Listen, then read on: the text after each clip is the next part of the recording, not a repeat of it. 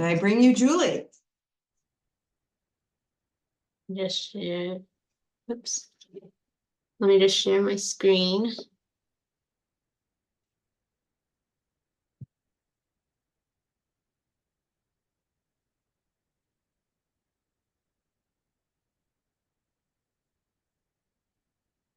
All right, everything look good?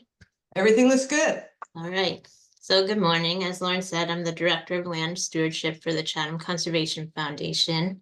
One part of my job is orchestrating our native plant restorations. It's perhaps my favorite part of the job. I do this with a lot of help from volunteers and a little boost from some professional contractors as well.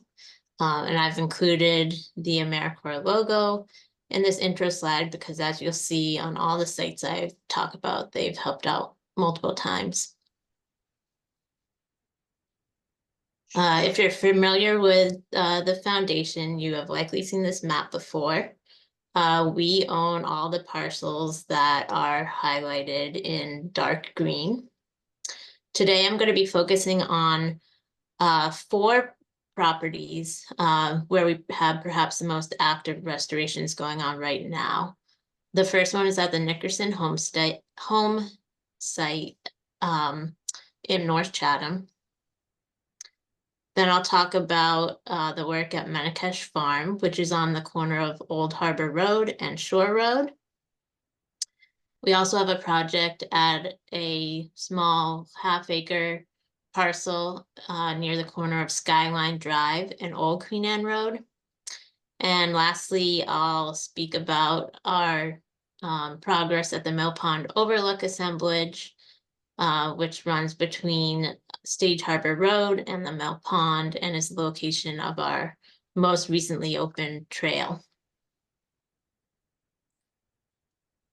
So the general premise of all these projects is that we are removing invasive plant species and replacing them with native species. So I just wanted to go over a few definitions at the beginning so that you'll know what we think of as native and non-native, aggressive versus invasive. So native plants have existed in a region for over a very long period of time, and they have evolved with the other species in that region over thousands of years. So that includes their relationships with other plants, animals, and fungi.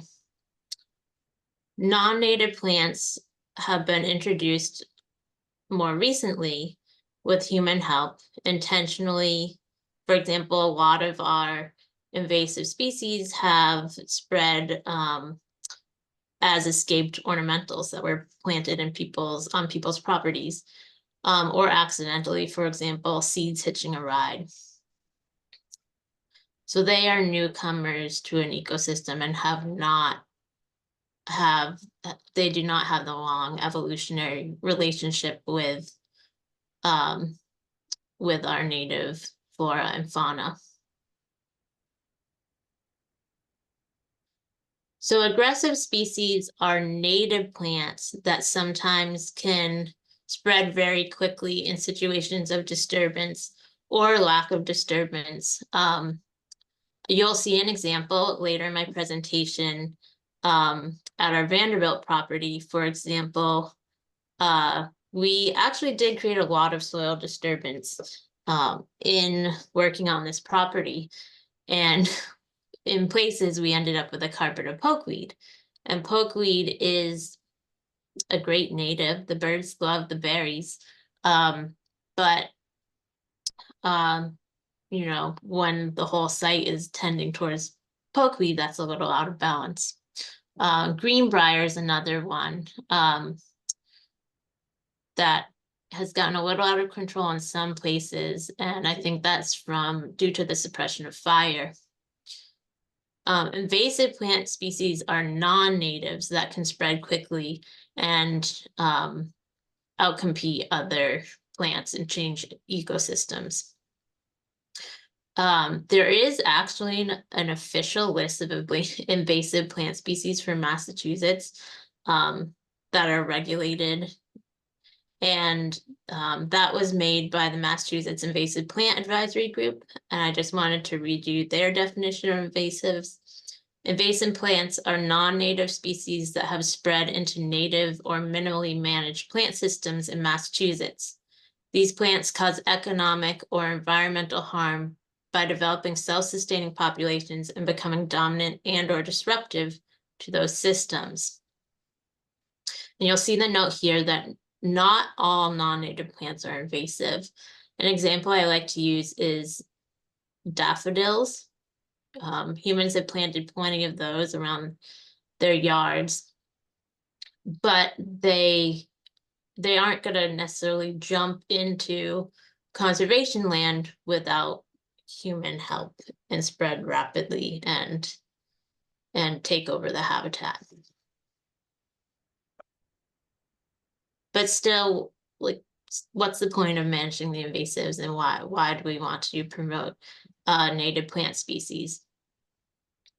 Well, I mean, from what I just said, I guess it becomes obvious that the invasive plant species can push out native species, and so there might be a loss of biodiversity there. But given that plants are the base of the food system, it also reverberates up the food chain. For example, this is wild indigo. I took this picture on Strong Island, where it's occurring naturally. And it is a host plant for the frosted elfin, which is a type of moth. And frosted elfin their caterpillars can only survive on the vegetation of wild indigo or wild blue lupine. So when we lose this plant, we're losing the frosted elfin. Now, I'm not sure, it's pretty rare in Massachusetts. I don't know that if we have frosted elfin population in Chatham. That's giving you an example. I was reading summaries from the Cape Cod Natural History Conference that's happening today. And apparently there is a population of frosted elfins on Joint Base Cape Cod. So I'm hoping to learn more about that this afternoon. So, sorry, I think I forgot to explain a little bit of why there is this unique relationship sometimes between insects and specific plants. Plants have many defenses they use to try not to be eaten. So it takes that long evolutionary history for insects to have evolved means to overcome some of those defenses. And it's not usually generalized, but related to specific families. And those insects are in turn food for birds and other animals. So we want to support healthy habitats. The first site I'm going to focus on is our Nickerson restoration. This is unique from the other three that I'm going to talk about in that it has primarily been carried out by professional contractors. CCF purchased this property, which is right next to the Nickerson Family Association, like their Caleb Nickerson House Museum. CCF purchased it from Margaret Young in 1988. And I'm not quite sure what it looked like then, but by 2002, here's a picture of it from Route 28. You can see that the front of the property is vastly dominated by invasive plant species. We have porcelain berry and bittersweet vines on top of invasive shrubs, I think primarily honeysuckle. And these trees here are black locust. Conditions were a little better in the rear of the property. You can see the cedar canopy but that also had an invasive understory. A unique part of this property is that the Nickerson Family Association suspected that the William and Ann Nickerson house, William and Ann Nickerson being the first European settlers in Chatham, was on this parcel.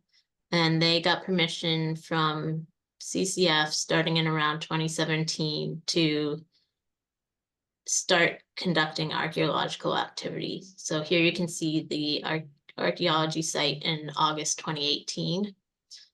They did indeed confirm that their house was in this area.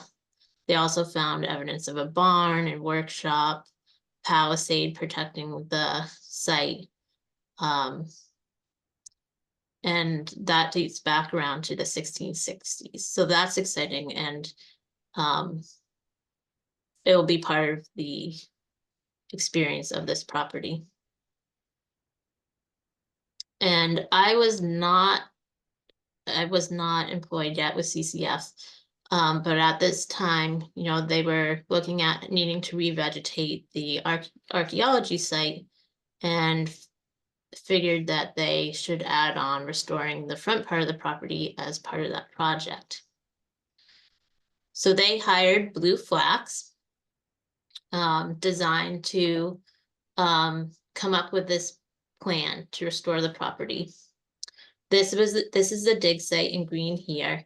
This yellow part is the heavily invaded area in the front. And you can see that the goal was to transition that into native meadow grasses with shrubs and some trees. So we are both hoping to restore native plant communities and create a small public walking trail for people to experience the restoration and visit the archaeology site. A reminder of what it looked like beforehand. You know, since 2002, things have further collapsed under the invasive vines. Given that the front part of the property was so heavily invaded, Blue Flax was able to use a unique technique here. They ended up flail mowing the whole front of the property and mulching the material that was there. And they left that mulch material in place for a whole year so that it would work as a barrier for resprouting invasives from roots and from seeds. In fall of 2022, they removed that mulch and they put down meadow seed. There ended up being some delays with drought and such, but in 2022, 2023, they were able to add 15 trees and 416 shrubs to the site.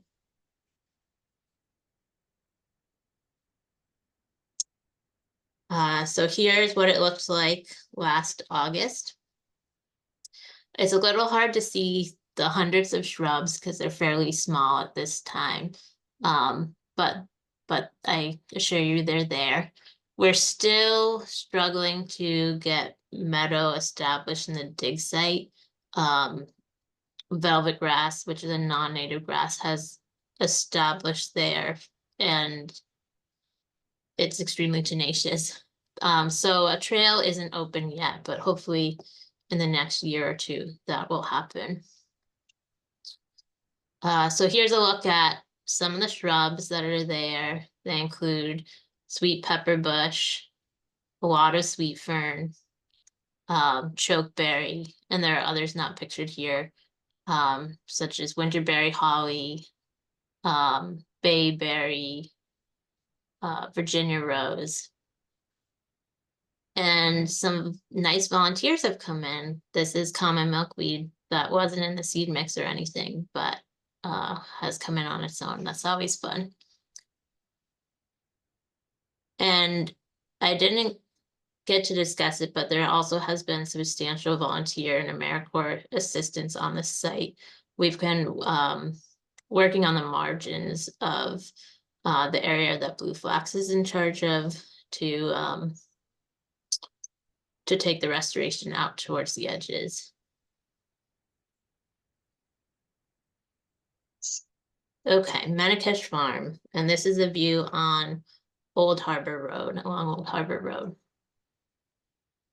And we refer to this property as Manicash Farm because it was part of an about 20-acre farm site of Jeremiah Manicash, who is one of the last Monomoic Sachems.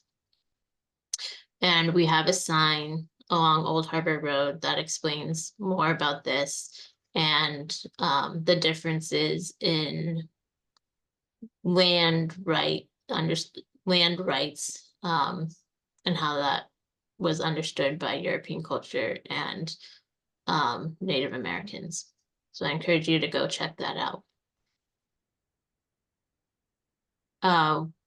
CCF was donated this property by Winifred Clark in 1979. And as I understand from her family, it was, she managed it sort of as like a specimen garden. By January 2010, invasives had really moved in. You can see this hedgerow of invasive vines,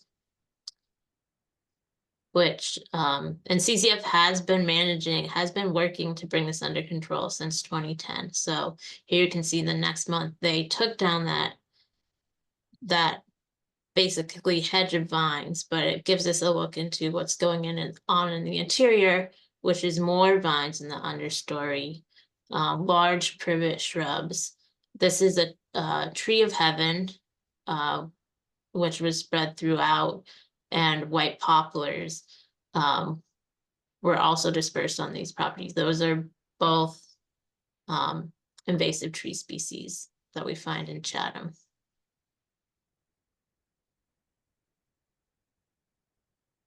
So now in April 2014, we're in the tenure of my predecessor, Matt Cannon. I think in 2010, these cedars were planted, which I'm very, and this inkberry here, I'm very grateful to, because those are some foundations of our work today.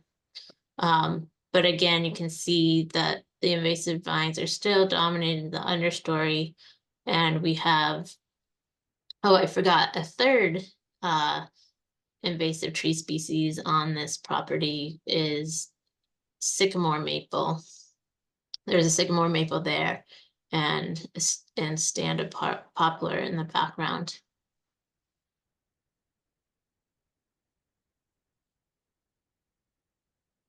So Matt got to work with AmeriCorps on this property. This shows what they did in January 2015, which was removing a lot of those invasive trees.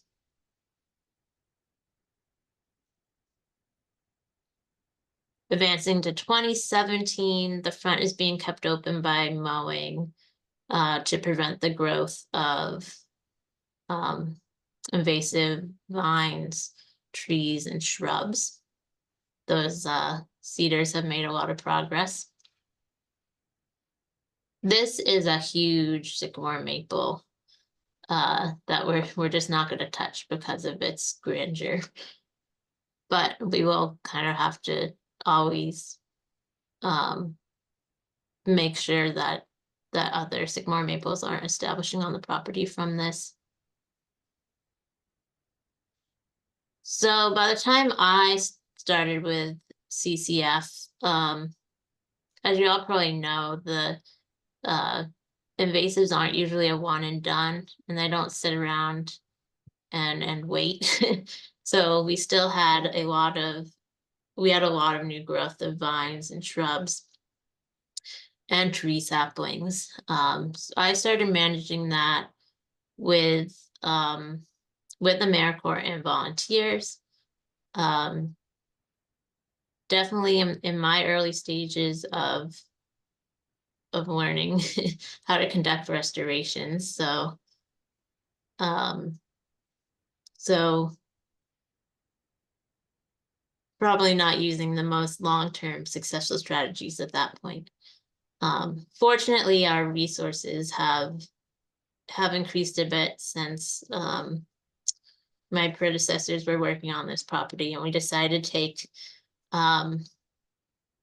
take a bigger step here to move this project forward. So these are pictures right before that happened. I do want to point out one thing up in this left-hand corner. One thing that has made this a nice property to work on is that it does have some good native plant bones. And you can, for example, you can see right here, these two young oaks, they're coming in themselves. And there are a number of oaks that we are working around and encouraging on the site. And in the rear, there are some native shrubs. We still have some pitch pines. So we have a backbone to start from. This is the area we focused on. This is a close view. This is a further view from further away. You can see there's really large privet shrubs back here. And there was also a heavy infestation of bittersweet. The ground cover was primarily vinca, also known as periwinkle. I don't know that it's officially listed as an invasive in Massachusetts, but it's non-native, and it was basically forming a carpet on this property, mixed in with some bittersweet sprouts and English ivy in the front here. So we hired Tim Kent's crew to pull out those large privet shrubs and to scrape the vine layer off the ground. And so this is shortly after that. This area covered in straw, we have seeded into native grasses. And I don't have a picture showing this in this presentation, but we decided to try two different things following their work. One was to go directly into grass seed, and the other was to use black landscape fabric as a smothering agent for a year, and then seed. You can see like here, the ground wasn't scraped as well, also in the rear of the property. So we needed to do a little more work to prepare that for seeding. And both methods ended up working fairly well. We do still have some periwinkle popping through, but it's not dominant anymore. So usually before you start planting in your shrubs and trees, you want to have achieved 80% control of the invasive plant species. And so we felt we had achieved good enough control by 2022 to add in shrubs. And you can see work happening here again with a small AmeriCorps crew and some CCF trustees. And we put in around 70 shrubs, mostly inkberry, bayberry, sweet pepper bush, black huckleberry, American hazelnut. I think there's some winterberry holly. And we did install some irrigation, which ended up being good because of the drought that year. And the Chains, who are the neighbors, and Victoria's Chain's mother was the donor of this property. They kindly let us hook up to their well. So here's what Marrakesh was looking like in August of last year. The shrubs are growing. I forgot to mention, we put in a few cedars right away in the back. They've put on substantial growth. And I kind of like to say that right now it's a celebration of grasses. Um, that's not necessarily the long-term goal for this property. We're going for a kind of diverse small woodland, but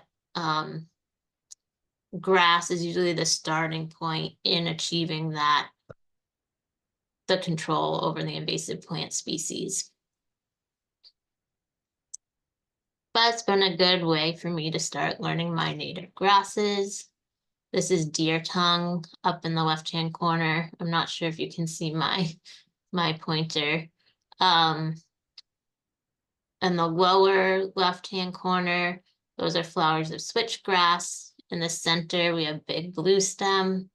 And over to the right is Virginia wild rye, which is a cool season grass.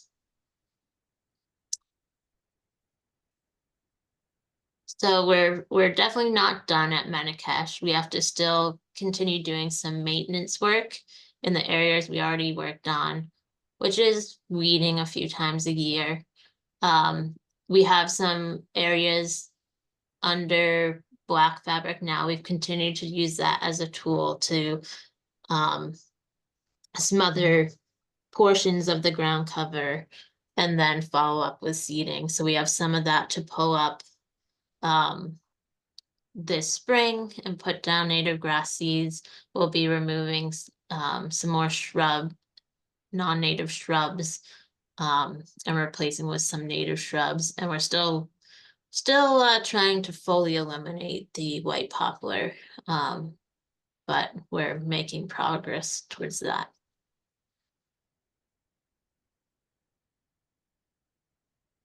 Okay, so now we're on to the small Vanderbilt property, where I have learned a lot, which is to say, I've experienced some failures, but it's good. We're learning. So this property, at its core was this tangle of invasive bittersweet and porcelain berry. There were a few good things somehow hidden in this tangle. There's native roses, and there was some milkweed. To give you the sense of what was going on during the growing season, this is that large tangle of vines. You can see they're substantially climbing up into the trees. I made this map showing sort of the different vegetation zones before we started working. The brown hatching shows basically where the vine entanglement was.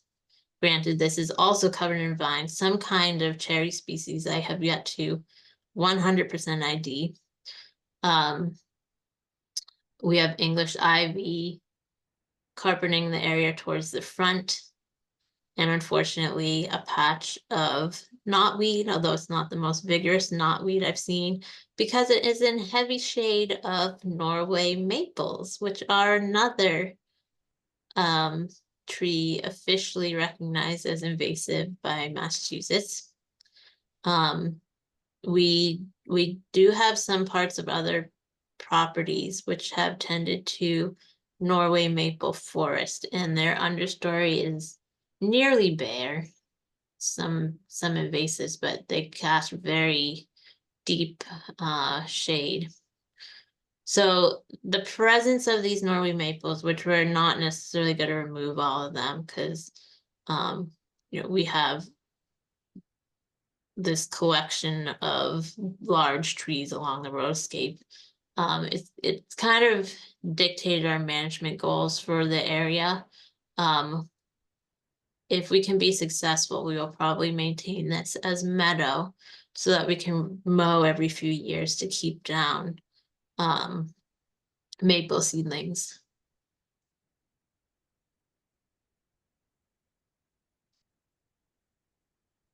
this poor AmeriCorps crew, I somehow thought it was a good idea to bring them in to tackle that crazy tangle of vines.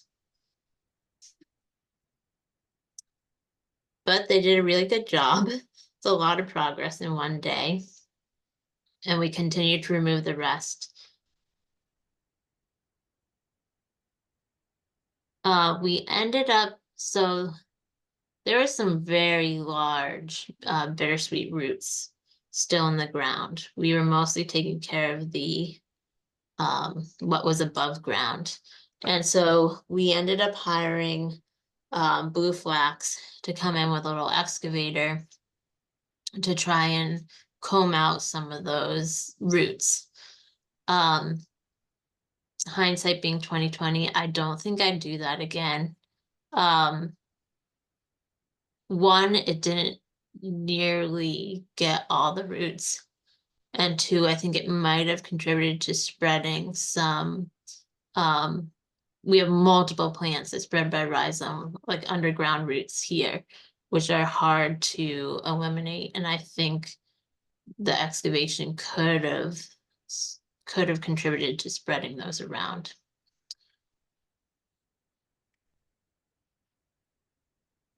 But we decided to be optimistic and seed into grasses after that work.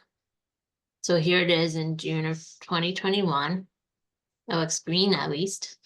And I used a mix that primarily or solely consisted of warm season grasses as well as flowers. And that might have been another mistake I made in this area with such heavy weed pressure. The warm season grasses, they don't really start germinating till June or July, and they take a few years to really get going. So often I throw in some cool season grass as well. I use creeping red fescue a lot, which establishes pretty fast, and I probably should have done that here. So looking in a little closer, this taller grass here is oats. I use that, it's not native, but I use it as a cover crop because it establishes fast. And then it might self-seed a little, but it usually, peters out and doesn't come back in force. But I mentioned pokeweed before. That's this plant here, kind of a lime green coloring to it. And it is all over the place. We do have some good things. There's milkweed, there's milkweed. Oh, again, I don't know if there's a way for me to point. Here else. So here's milkweed and change the color. Here's milkweed. They're so big that I don't think this came from our seeds. I think I told you there was some milkweed on this property. I think it was coming from that. We also have black-eyed Susans. Those were in the mix. But there are some other enemies hiding in here. Cypress spurge. That's one of those plants that spreads by rhizomes that became a big problem on this property.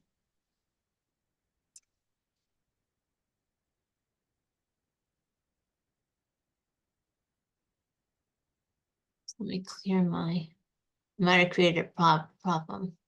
Clear all drawings. Okay. And here's another look at a part of the property that was really a carpet of pokeweed.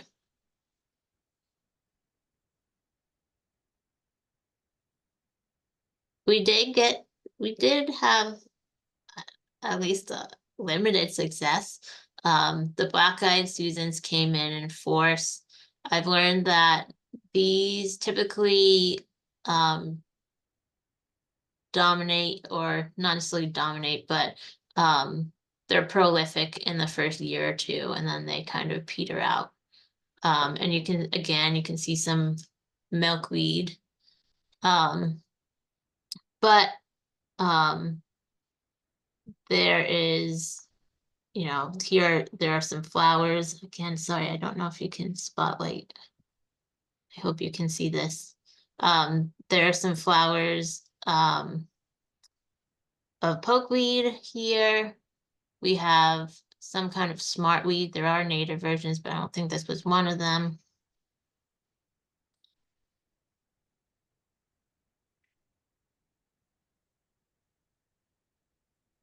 Oops. Shouldn't try and get too fancy here. And this really zooms in on some of our problems. Bittersweet was resprouting from roots. There's tons of porcelainberry seedlings. And sprout just coming up from seed. Although we can also see some good things here. The roses starting resprouting. This is the cypress spurge I was telling you about. It came in force in the rear of the property. And then there's mullein, which you probably have seen. It has fuzzy leaves and it puts up these really big flower stalks. I guess the fortunate thing is it's big and easy to find.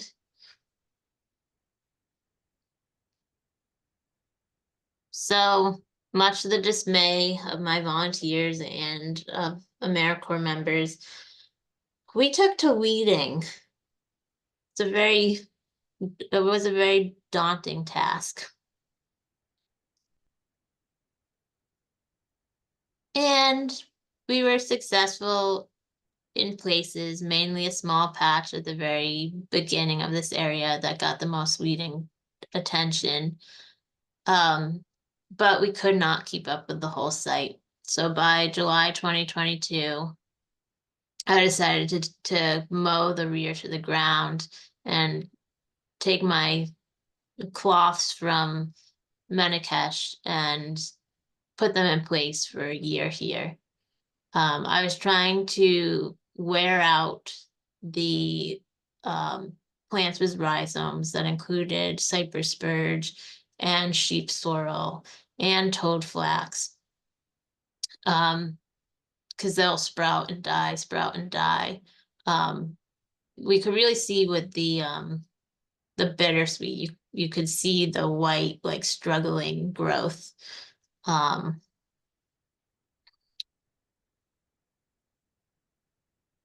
Again, there are still some nice parts. Some of the flowers had to started to establish better. This is purple coneflower. This is bee balm. I have overseeded, so the black-eyed Susans were still coming up. You can see some of our grasses were finally getting strong. This is primarily switchgrass, you can see here. But I decided to take even more of the property back down to the ground. Toad flax was a big problem in this area, and sheep sorrel, which as long as you don't use a weed killer, you probably have in your lawn. It really likes our acidic soils.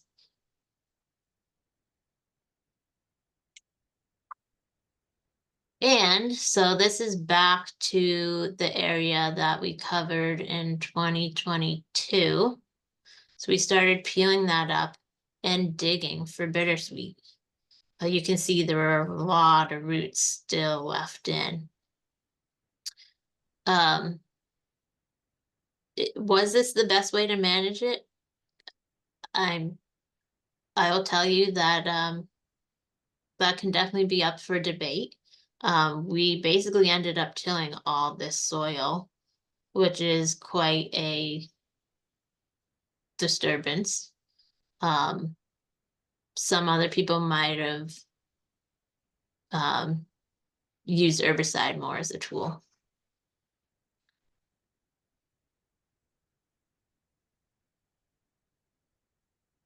So we're still learning what's going to work in this area. Kathy Weston, who's a CCF trustee. She helps me a lot with winter planning for our next work on the restorations the following year. And we updated the vegetation plan to show the zones we're working on now.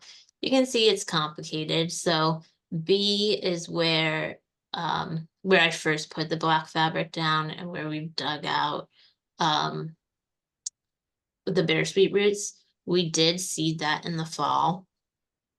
As I said, I added in creeping red fescue. It does seem to be have fairly good cover now. I'm hoping it's not going to compete with the warm season grasses too much though. In the fall, I did see some cypress spurge coming out that we weeded out before we seeded. It seemed to be coming from seeds rather than rhizomes. So I'm just gonna have to see what happens in the spring. I visited yesterday. There are some cool season annuals filling in, but I'm not too worried about those. But I'm gonna have to see what happens as far as cypress spurge, pokeweed, some kind of, I think it's called hemp nettle is another weed we had a lot of problem. I'm gonna have to see at what levels those are coming up in the spring. If they're coming up too high, we might take it down again and try to run through the seed bank by either covering and uncovering, covering and uncovering, or hoeing, not disturbing the soil to a great depth because that could stir up a lot more seeds, but trying to run through the seed bank in the first couple of inches, and then we could retry seeding. The areas labeled D have been more recently placed placed under fabric, and we will, you know, they'll take the same trajectory as B, but without whatever lessons that we have to learn that we have to spend longer managing the seed bank, we would apply that to D. C were pockets that were in decent shape but need some weeding and some overseeding. A is the area that has done well, and will keep weeding and overseeding. We haven't gotten to a lot of these other areas like the English ivy. One small victory. There's a good not victory, but happenstance. There's a good amount of white wood aster naturally growing in here. That's native. So we wanna encourage that and cut out the English ivy competition. Knotweed is a multi-year challenge, and eventually we'll get to the bittersweet issues over here.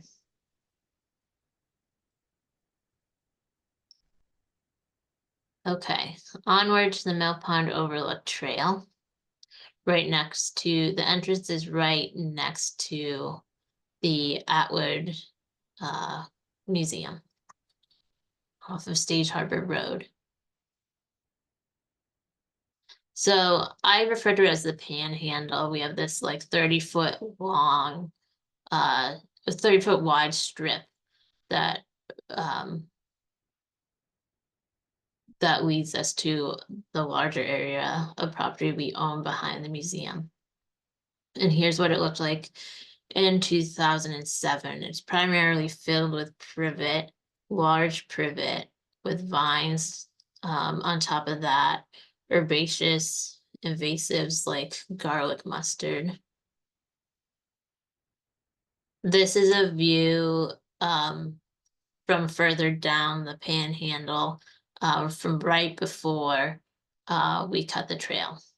And AmeriCorps put in a lot of work for cutting that trail. And you can see it's just a crazy tangle.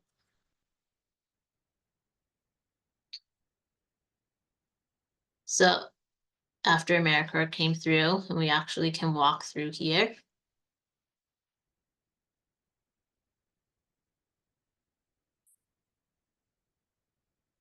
Now, if you've been on this property, you know it has significant invasive species challenges, but it's a lot for us to tackle all at once. So we decided to just start on this entrance corridor. We also wanted to have some screening between the trail and the neighbors.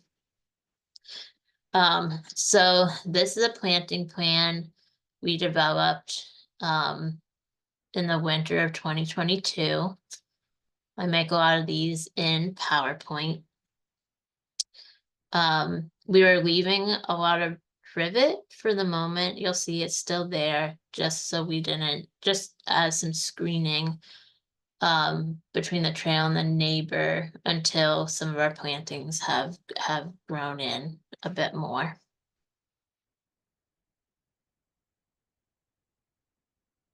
So here's planting of that area. We used a lot of inkberry in here since it's evergreen. Also some, and this area is very shady and it could tolerate the shade. There's also some sweet pepper bush. And well, the witch hazels didn't do well. I think the rodents really liked them here, but we're still working on that. And we seeded the area with grasses, although that hasn't done super well over time because of the deep shade and because of the rabbit pressure.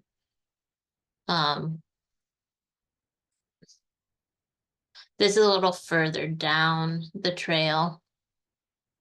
We're adding in more inkberries, some bayberries, viburnums, shadbush, and cedar.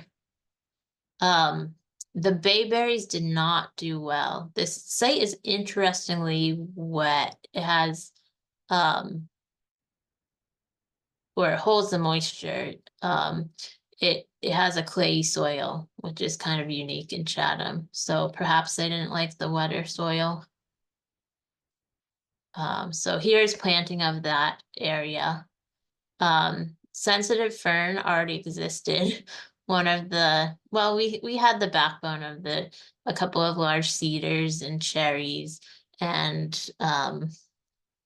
sensitive fern was another native element to preserve, and we'll continue to do that in our work this year and hopefully decrease some of the competition that's happening within the sensitive fern. So here are plans for 2023. This time we were working on the museum side of the trail. So you can see our plans called for a couple more red cedars, shadbush, high bush blueberry, more sweet pepper bush. This is what the area looked like before we started work. Fortunately, I have some tenacious volunteers who made very quick work of this, cut it to the ground, and we grubbed out as many of the roots as we could. And we installed some shrubs in May 2023. Again, I seeded with the grass mix, which has done better in this area because it gets more sun. Although it's amusing, I ended up having to put bunny cages around the plants that are tasty to them, which includes the blueberries and the sweet pepper bush and the shad bush. The grass is really tall inside the cages and like mowed really short by them outside. But you can also see some of the grass that established on this other side of the trail in the year.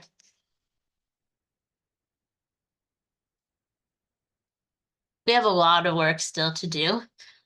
So Kathy Weston has made this plan for upcoming work. Some of it will be completed this year. Some of it is making plans for the future. We got inspired by a webinar we went to with Larry Weiner, who I guess is a rock star in meadow development and other restoration work. And we still have a lot of herbaceous invasive pressure along this trail. Things like garlic mustard and creeping Charlie. And one way to compete with that is to plant a really dense ground cover. So where the grass is not worked out, where this year we're planning to add a ton of wild strawberry, with a smattering of wood sedge and baneberry and Pennsylvania sedge, in this area covered with red. We want to increase the density of our inkberry in the front. Here the grass is established a little better and we just want to add a few flowers for color. And this is where we'll continue clearing on the museum side of the trail and add shrub thicket. We have noticed that water during rainstorms really runs down our path and it is creating some erosion. So we wanted to try and manage that. This is going to be new for us, but we want to put a rain garden in by the road and then along the trail to capture some of that water and infiltrate it back into the ground. So there'd be moisture tolerant plant shrubs and a bunch of perennials in these gardens. So hopefully that's a project we'll be starting this year and finishing over the next few years. So this is an area, again, where we're newly going to clear this year and add in 2 holly trees and some alternate leaf dogwood. There actually was one already present on this trail right here that we're trying to encourage. This area likely will happen in 2025 due to funding and probably timing constraints. But we do want to continue our work to increase the density of native shrubs in this area. We have purchased plant labels. If you walked our Frostfish Creek Trail, you probably have seen the plant labels there. We'll be adding them along this trail this year.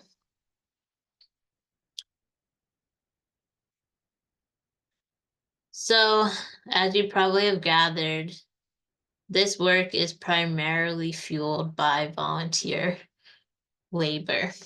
I love this picture up on the top left. This is work at Barkley Pond. And we are holding here, I'm gonna forget how long it was. I think it was at least 40-foot long porcelain vine that we dug up.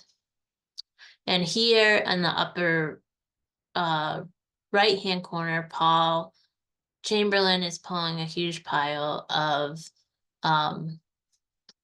English ivy. This is at our Divine property in South Chatham. So I guess what I just want to emphasize here is I've highlighted 4 of our more active sites, but we are working other places as well. And I am always happy to add volunteers to our crew. During the growing season, we meet every Thursday from 9 to 11 at different sites. And this past summer, a lot of Tuesday mornings as well. So thank you for listening. If you're interested in volunteering or have any questions, feel free to contact me at this email address or go fill out a volunteer interest form on our website.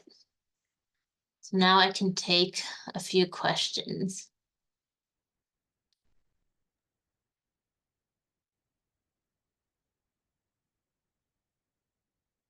So if anybody has some questions, please put them in the chat or just raise your hand and unmute yourself. Thank you, Julie. This was amazing. I know that you're working at all these different sites, but it just really is overwhelming to see how much we're trying to accomplish on all these different properties. So I can't thank you enough for all your work.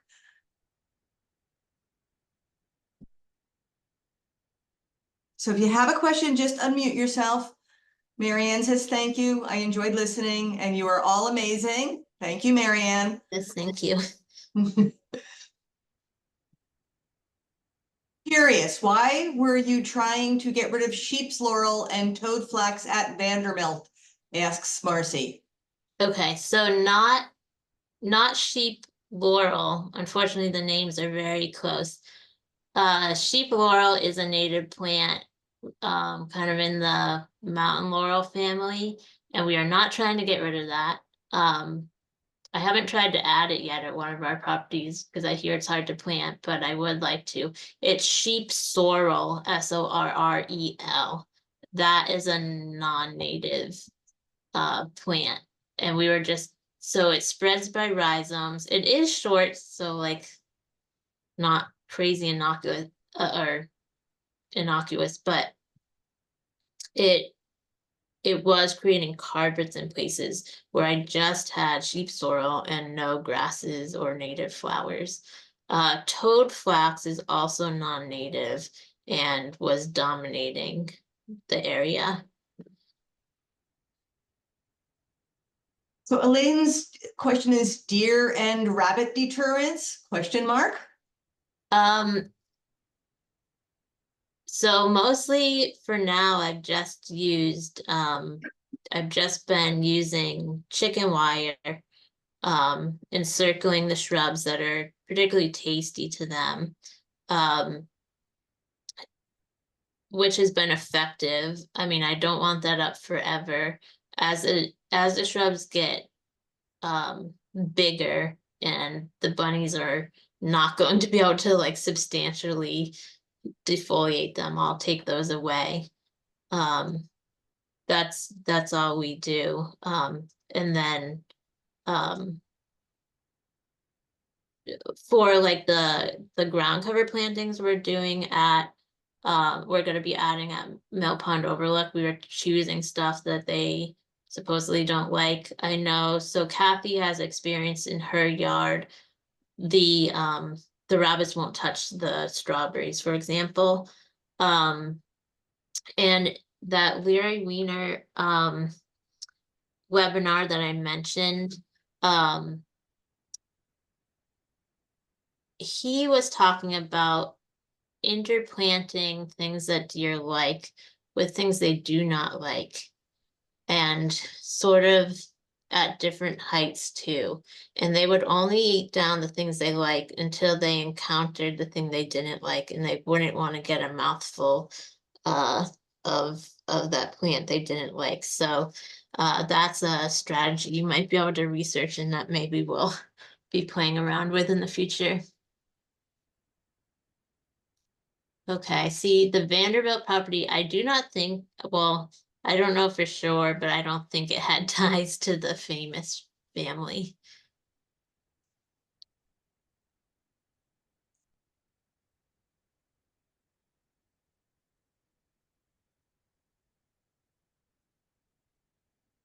All Any right, other folks. questions? Any other questions? Once again, I can't thank you enough for joining us today. Please, if you're interested in volunteering, you can go to our website and check out the volunteer application. Next week, our webinar will be our trustee Kathy Weston, and that'll be the last one for the winter series, but we will have a couple of more webinars in the end of April during Earth Day to Arbor Day week. And if you have any other questions, you can pop them in the box or send us an email at info@ccfinc.org. And once again, thanks everyone and enjoy the rest of your Saturday.